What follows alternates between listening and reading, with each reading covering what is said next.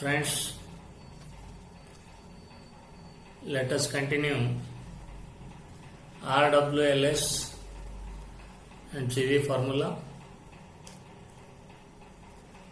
In my last class,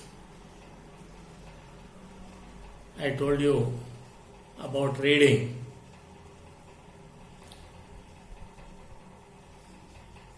Let us start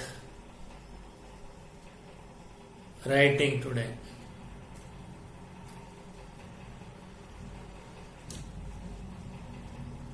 What to write and how many pages should be written daily. See, you can write your school or college question answers, or you can write any story in English, but you write more than 20 pages daily. If you write 4 or 5 pages daily, it will be useless. So you write more than 20 pages every day. But the most important thing is, while writing English, first of all, you must have full concentration. If you write with full concentration, more than 20 pages daily, your mind will try to understand the meaning of each and every word, and your mind will try to remember the spellings of the words, and your mind will try to understand the meaning of each and every sentence. And which will help you to develop your English language. And one more thing is, if you write English every day, your writing speed will increase. Day by day, your writing speed will increase and your handwriting will be very beautiful. And you can remember the topics very easily.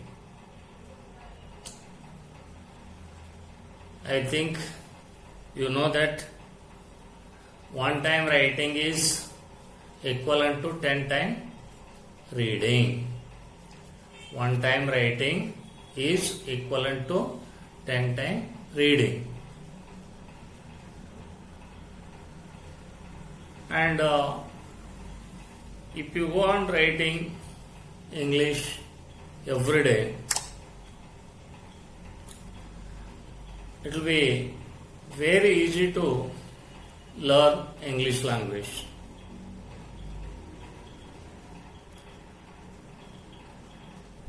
Reading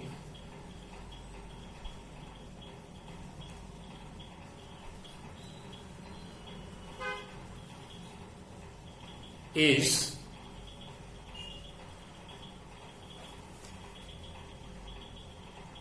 important, but writing is more important than reading. ಗೆಳೆಯರೇ, ನೀವು ದಿನಾಲು English ಬರಿಬೇಕು ಅಂತಂದರೆ ಏನು ಬರಿಬೇಕು? ನಿಮ್ಮ school ಕಾಲೇಜಿನ English question answer ನೀವು ಬರಿಬೋದು, ಅಥವಾ ಥಿಯರಿ ಪಾರ್ಟನ್ನು ಬರಿಬೋದು, ಅಥವಾ ಇಲ್ಲ ಅಂತಂದರೆ ನೀವು ಯಾವುದಾದ್ರೂ ಸ್ಟೋರಿ ಅಥವಾ ಮತ್ತೇನಾದರೂ ನೀವು ಬರಿಬೋದು. ಆದರೆ ನೀವು ದಿನಾಲೂ ಕನಿಷ್ಠ 20 ಪುಟಗಳಷ್ಟು ಇಂಗ್ಲಿಷನ್ನು ಬರೀಬೇಕು. ನಿಮ್ಮ ಕಿಂಗ್ ಸೈಜ್ ನೋಟ್ಬುಕ್ನಲ್ಲಿ ಕನಿಷ್ಠ 20 ಪುಟಗಳಷ್ಟು ಇಂಗ್ಲಿಷನ್ನು ಬರೀಬೇಕು. ಬರೆಯುವಾಗ ನಿಮ್ಮದು ಪೂರ್ತಿ ಲಕ್ಷ್ಯ ಎಲ್ಲ ಬರವಣಿಗೆ ಕಡೆಗೆ ಇರಬೇಕು. ಆ ಥರ ನೀವು ಇಂಗ್ಲಿಷ್ ಬರೆಯೋದ್ರಿಂದ ನಿಮ್ಮ ಮೆದುಳು ಪ್ರತಿಯೊಂದು ಶಬ್ದದ ಅರ್ಥವನ್ನು ತಿಳ್ಕೊಳ್ಳಿಕ್ಕೆ ಪ್ರಯತ್ನ ಮಾಡ್ತದೆ. ಪ್ರತಿಯೊಂದು ಶಬ್ದದ ಸ್ಪೆಲ್ಲಿಂಗನ್ನು ನೆನಪಿಟ್ಕೊಳ್ಳಿಕ್ಕೆ ನೋಡ್ತದೆ. ಪ್ರತಿಯೊಂದು ವಾಕ್ಯದ ಅರ್ಥವನ್ನು ತಿಳ್ಕೊಳ್ಳಿಕ್ಕೆ ಪ್ರಯತ್ನ ಮಾಡ್ತದೆ. ಅದರ ಜೊತೆಗೆ ನೀವು ದಿನಾಲು ಇಂಗ್ಲಿಷನ್ನು ಬರೆಯುವಂಥ ಪರಿಪಾಠವನ್ನು ಬೆಳೆಸಿಕೊಂಡಾಗ ಖಂಡಿತವಾಗ್ಲೂ ನಿಮ್ಮ ಹ್ಯಾಂಡ್ ರೈಟಿಂಗು ಬಹಳ ಬ್ಯೂಟಿಫುಲ್ ಆಗುತ್ತೆ. ಅದರ ಜೊತೆಗೆ ನಿಮ್ಮ ರೈಟಿಂಗ್ ಸ್ಪೀಡ್ ಕೂಡ ಹೆಚ್ಚಾಗುತ್ತೆ. ರೈಟಿಂಗ್ ಸ್ಪೀಡ್ ಹೆಚ್ಚಾಗೋದು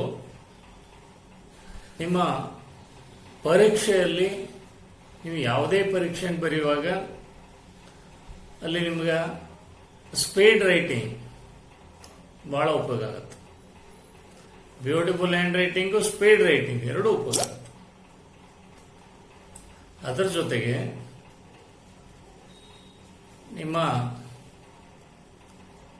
ಇಂಗ್ಲಿಷು ಖಂಡಿತವಾಗ್ಲೂ ಸುಧಾರಣೆ ಆಗುತ್ತೆ.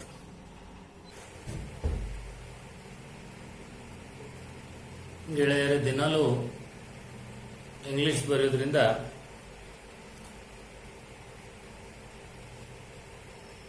ನಿಮ್ಮ ಸ್ಪೆಲ್ಲಿಂಗ್ ಮಿಸ್ಟೇಕ್ಸ್ ಕೂಡ ಕಡಿಮೆ ಆಗ್ತವೆ. ದಿನಾಲೂ ತಪ್ಪದೇ ಇಂಗ್ಲಿಷನ್ನು 20 ಪುಟಗಳಿಗಿಂತ ಹೆಚ್ಚು ಬರೆಯುವಂಥ ಪರಿಪಾಠವನ್ನು ಬೆಳೆಸಿಕೊಂಡ್ರೆ ಖಂಡಿತವಾಗ್ಲೂ ನಿಮ್ಮ ಸ್ಪೆಲ್ಲಿಂಗ್ ಮಿಸ್ಟೇಕ್ಸು ಕಡಿಮೆ ಹೋಗ್ತವೆ. ಅದರ ಜೊತೆಗೆ ನಿಮ್ಮ ಗ್ರಾಮ್ಯಾಟಿಕಲ್ ಮಿಸ್ಟೇಕ್ಸ್ ಕೂಡ ಕಡಿಮೆ ಆಗ್ತವೆ.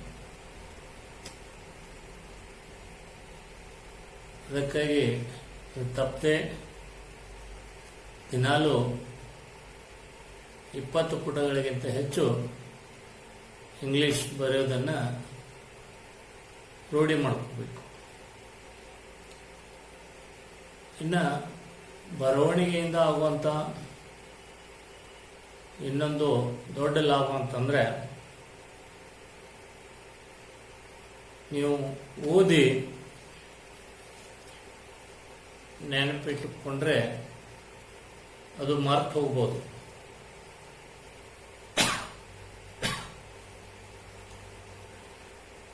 ಆದರೆ ನೀವು ಆ ವಿಷಯವನ್ನು ಬರೆದು ನೆನಪಿಟ್ಟುಕೊಂಡ್ರೆ ಅದು ಮರೆಯುವ ಚಾನ್ಸು ಇಲ್ಲವೇ ಇಲ್ಲ. ಅದಕ್ಕಾಗಿ ಹೆಚ್ಚು ಓದುವುದಕ್ಕಿಂತ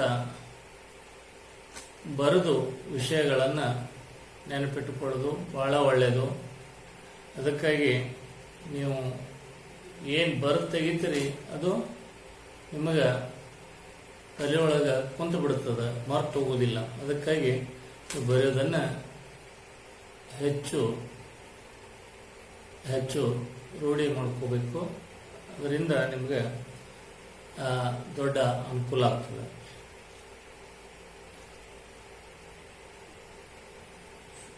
ಫ್ರೆಂಡ್ಸ್, ಇನ್ನು ನಿಮ್ಗೆ ಈ ಉಳಿದದ್ದನ್ನು ಅಂದರೆ ಇಂಗ್ಲೀಷ್ನಲ್ಲಿ ಏನು ಕೇಳಬೇಕು, ಯಾವ ಥರ ಕೇಳಬೇಕು, ನಮ್ಮ ಇಂಗ್ಲೀಷ್ ಸುಧಾರಣೆ ಆಗಬೇಕಾದ್ರೆ ಅದನ್ನು ಎಷ್ಟು ಟೈಮ್ ಕೇಳಬೇಕು, ಮತ್ತು ಇಂಗ್ಲೀಷ್ನಲ್ಲಿ ಹೇಗೆ ಮಾತಾಡಬೇಕು, ಯಾವ ರೀತಿಯಾಗಿ ಮಾತಾಡಿದರೆ ನಮ್ಗೆ ಇಂಗ್ಲೀಷು ಬಹಳ ಬೇಗ ಮಾತನಾಡಲಿಕ್ಕೆ ಬರ್ತದೆ. ಗ್ರಾಮರನ್ನು ಹೇಗೆ ಕಲ್ತ್ಕೋಬೇಕು, ಅದರ ಜೊತೆಗೆ ಇಂಗ್ಲೀಷ್ ವೊಕ್ಯಾಬ್ಯುಲರಿ ಅಂದರೆ ಶಬ್ದ ಸಂಗ್ರಹವನ್ನು ಹೇಗೆ ಮಾಡ್ಕೋಬೇಕು, ಎಷ್ಟು ಮಾಡ್ಕೋಬೇಕು, ಅದೆಲ್ಲವನ್ನು ನನ್ನ ಮುಂದಿನ ವಿಡಿಯೋದಲ್ಲಿ ನಿಮಗೆ ಸವಿಸ್ತರವಾಗಿ ಹೇಳಿಕೊಡ್ತಾ ಇದ್ದೀನಿ. ಅಲ್ಲಿವರೆಗೆ ದಯವಿಟ್ಟು ಕಾಯ್ತಾ ಇರಿ. ನಮ್ಮ ಈ ವಿಡಿಯೋ ನಿಮಗೆ ಲೈಕ್ ಆಗಿದ್ದರೆ ಲೈಕ್ ಮಾಡಿ, ನಮ್ಮ ಈ ಚಾನಲ್ಗೆ ಸಬ್ಸ್ಕ್ರೈಬ್ ಆಗಿ, ಮತ್ತು ಪಕ್ಕದಲ್ಲಿರುವಂಥ ಬೆಲ್ ಬಟನನ್ನು ಕ್ಲಿಕ್ ಮಾಡಲಿಕ್ಕೆ ಮರಿಬೇಡಿ.